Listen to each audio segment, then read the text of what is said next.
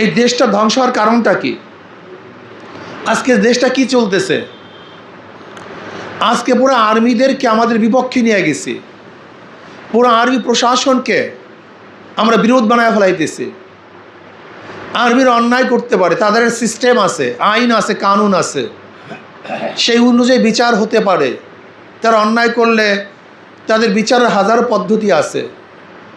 কিন্তু আজকে রাষ্ট্রের একটা অংশ আর্মি প্রশাসন, এই আর্মি প্রশাসনকে কেন ধ্বংস করতেছি?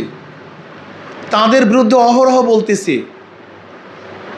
আর্মির চিফকে আমার পছন্দ হয় না, সেটা বলার জায়গা আছে, কিন্তু পাবলিক প্লেসে যদি এত আমি তাদের ব্যাপারে কুৎসা রটনা করি, এটিকে আমাদের জন্য ঠিক হবে?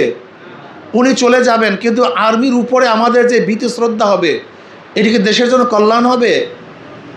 কাজে আমাদের প্রত্যেকটা কাজ করার আগে চিন্তা করা উচিত, এটার এফেক্টেড প্রভাব কী পড়বে, ভবিষ্যতে কী অবস্থা হবে। এর জন্য ইসলামী আন্দোলন নেতাকর্মীদেরকে বলবো, যে কোনো কাজ করতে হবে হুঁশে কাজ করতে হবে।